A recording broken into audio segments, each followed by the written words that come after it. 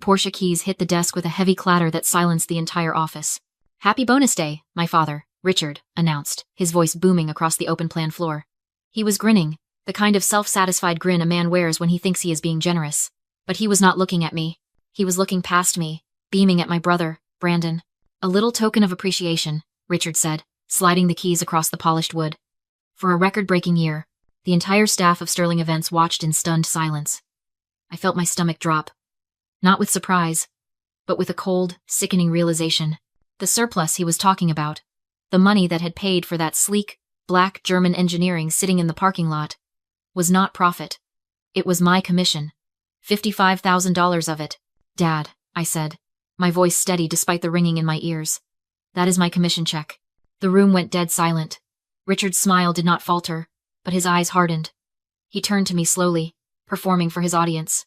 "Mary," he said, his tone dripping with condescension. "Don't be dramatic. You are just a 1099 contractor. Brandon is the heir. He needs a company car to look the part. Stop acting like you own a seat at the table." I looked at the keys. Then I looked at the single, solitary copy of the VIP client list sitting on my desk. It was the only physical record of every high-net-worth contact we had, the lifeblood of the company, sitting right there next to my coffee mug. I did not scream. I did not cry. I just picked up my purse. Before I tell you exactly what I did with that client list, and how my father's greed became his own executioner, drop a comment and let me know where you are listening from. I want to see how far this story travels. I sat in my 10-year-old sedan, watching the rain blur the neon sign of Sterling Events in my rearview mirror. My hands were gripping the steering wheel so hard my knuckles had turned white. I am Mary. I am 28 years old. And for the last 6 years, I have been the invisible architect behind every major luxury event in this city. I designed the concepts, I negotiated the vendor contracts, and I smoothed over every disaster my brothers created. But to my father, I was not a partner. I was not even an employee. I was a tax loophole. He had sold it to me as freedom when I first started. I remember sitting in his office, fresh out of college, eager to prove myself. Richard had leaned back in his leather chair and explained that making me a 1099 independent contractor was actually for my benefit. He told me it would give me flexibility, that I could write off my expenses, that it was the smart, entrepreneurial way to work. He made it sound like a gift. I was young. I wanted to believe him. I did not realize then that flexibility was just a code word for exploitation. This is the trap of normalizing cruelty. It does not happen all at once. It happens in inches. It happens when you agree to pay for your own laptop because the company budget is tight, only to watch your brother get a brand new company-issued MacBook the next week. It happens when you are told that working 60 hours a week without overtime is just paying your dues, while the heirs to the throne clock out at 3 in the afternoon for happy hour. You start to believe that your suffering is proof of your loyalty. You start to think that if you just endure enough pain, eventually, they will have to love you for it. I learned the true cost of that loyalty 2 years ago in a dentist's chair. I had an abscessed tooth that felt like a hot iron was being driven into my jaw. I sat there, shaking, listening to the receptionist tell me the total cost for the emergency surgery would be nearly $4,000. I did not have dental insurance. Richard said it was too expensive to add contractors to the group policy.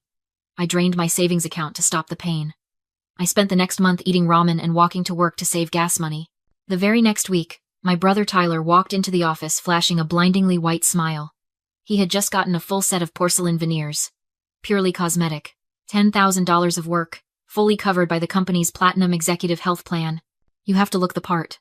"Mary," Richard had told me when I asked why Tyler got coverage and I did not. "Clients buy the image." They laughed at my swollen jaw then. They treated my financial ruin like a personal failure of budgeting rather than a systemic failure of their morality. They thought that by stripping me of benefits, by keeping me desperate and hungry, they were keeping me under control. They thought they were breaking me. But as I put the car in drive and pulled away from the building, a cold, sharp clarity washed over me. Richard was a greedy man. And greedy men make sloppy mistakes. He was so obsessed with saving 15% on payroll taxes that he forgot to read the labor laws. By refusing to make me an employee, by forcing me to sign that contractor agreement to save himself a few dollars, he had made a fatal error. He thought he was denying me health insurance. In reality, he was denying himself ownership of my work. He did not own the strategies I built. He did not own the vendor relationships I cultivated. And most importantly, he did not own the client list I had just memorized. He thought he had built a cage for me, but he had actually handed me the keys to the castle. I did not go home to cry. I went home to work. The mayor's charity gala was starting in 1 hour, and I had a very specific resignation letter to deliver. The ballroom was a war zone of tumult, panic, and shouting. The mayor's charity gala was the crown jewel of our annual calendar, a $500,000 production that had to be flawless. But tonight, 1 hour before doors opened, it was a ticking time bomb. The florists were screaming about wilting hydrangeas. The lighting crew was blind because the cues were missing. Everyone was running around looking for the person in charge. They were looking for me. I walked past them, straight to the VIP suite. I pushed open the heavy oak doors. The air inside did not smell like panic. It smelled like aged scotch and expensive leather. Richard, Brandon, and Tyler were lounging on the plush sofas, laughing. They were not managing the crisis downstairs. They were toasting their own genius. There she is. Tyler slurred slightly, raising his glass. Mary, tell the caterers to switch the champagne. The vintage is off. Richard did not even look up from his phone. And fix the lighting in the hall. It is too dim. Handle it. Handle it. That had been my job description for 6 years. Handle the mess. Handle the stress. Handle the impossible while they handled the accolades. I walked over to the mahogany table in the center of the room. I took off my headset, the one that was currently buzzing with 12 different emergencies, and set it down gently next to the crystal decanter. No, I said. The word was so quiet it barely registered over the hum of the air conditioning. Richard finally looked up, his brow furrowing in annoyance. Excuse me? I am not handling the champagne, I said, my voice flat and calm. I am not handling the lighting. And I am certainly not handling the mayor. Brandon scoffed, rolling his eyes. What is this? Are you still sulking about the car? Grow up, Mary. Just do your job. That is just it, Brandon, I replied. It is not my job. I checked my contract. The specific scope of work for a 1099 independent contractor does not include crisis management, overtime, or fixing your mistakes. My hours were 9 to 5. It is now 6 o'clock. I picked up my personal iPad from the table. It was an old model. Screen cracked in the corner because I had paid for it myself.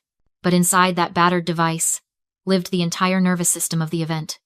The run of show, the lighting cues, the dietary restrictions for the donors, and most critically, the VIP seating chart that I had rearranged 3 times that morning to avoid political disasters. It was the only copy. The cloud sync had failed 2 days ago, and I bad not fixed it on the company server because, well, that was not in my contract either. Richard stood up, his face reddening. Put that down. That is company property.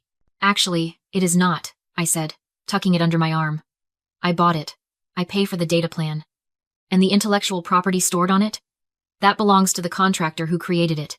Good luck with the gala, gentlemen. You walk out that door, Richard snarled, stepping toward me. And you are finished in this industry. I will bury you. I paused with my hand on the doorknob.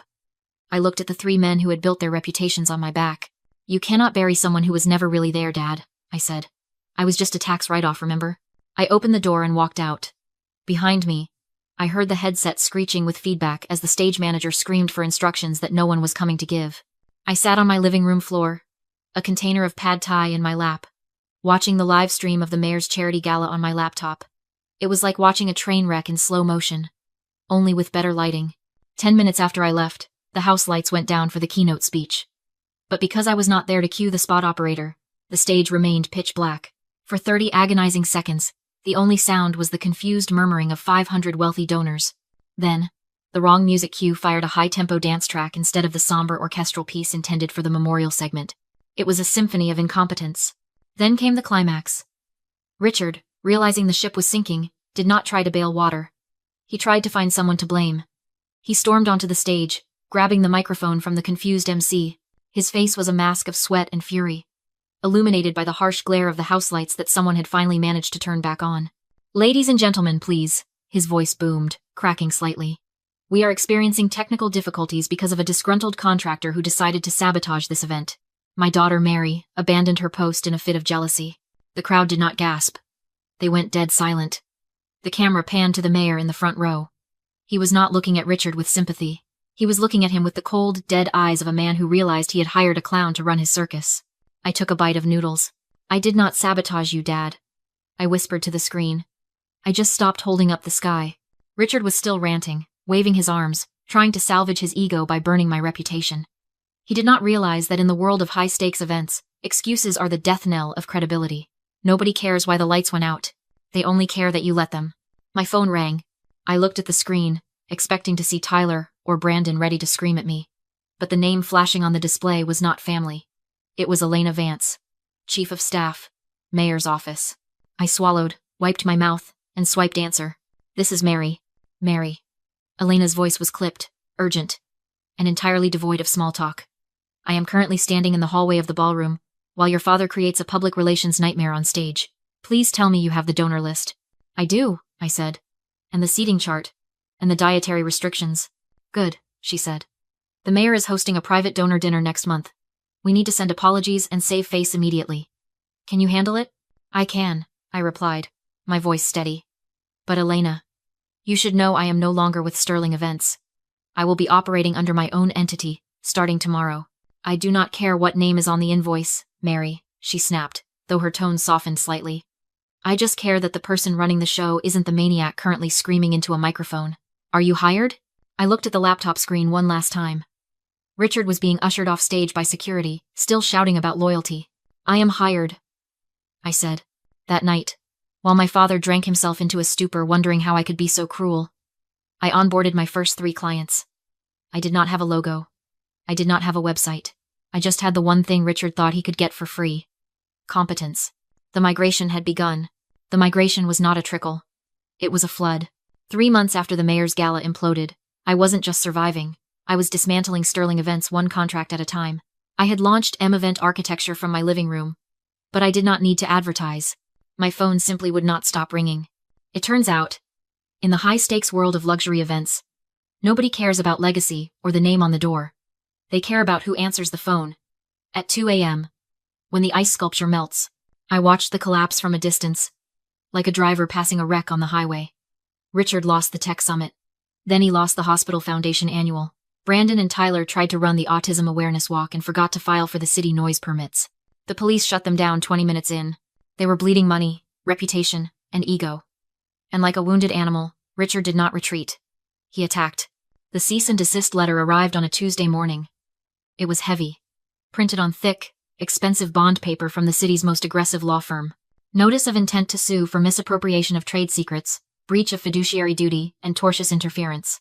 I scanned the legalese.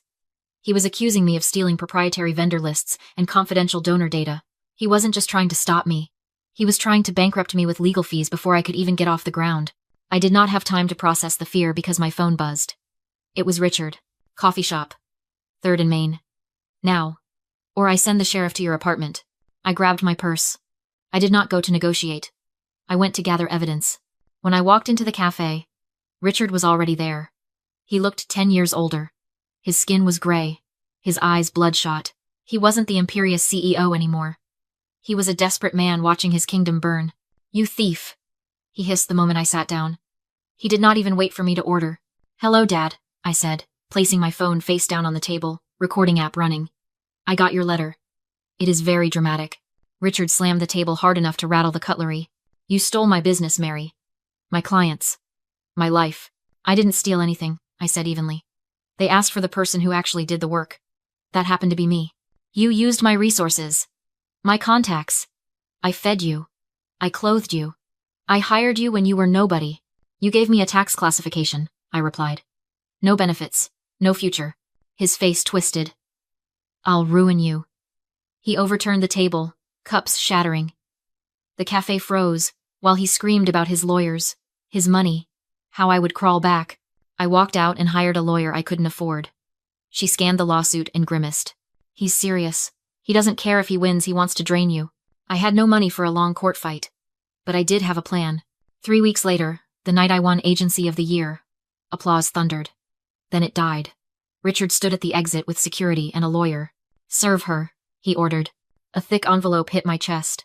A lawsuit for theft and espionage on stage, in front of the industry. He leaned in. I'm going to bankrupt you. You belong to me. I reached into my purse and pulled out one sheet of paper, my weapon. You can't sue an employee for stealing clients, I said into the mic. Because I was never your employee. His smile cracked. This is a 1099. For 6 years you classified me as an independent contractor. No payroll tax. No insurance. No W-2. I looked at the room. As a contractor under IP law, the work is mine. His lawyer stopped flipping pages. Everyone understood. You didn't lose your company to a thief. I told Richard. You handed it to me to save 15%. The cameras caught his face collapsing. I accepted the lawsuit and walked away. The IRS hit Sterling events a week later.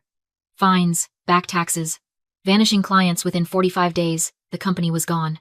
My brothers lost their titles, cars, and cushy lives. I built my own firm, staffed with people who are paid properly and treated well. Clients come to us because we earn them.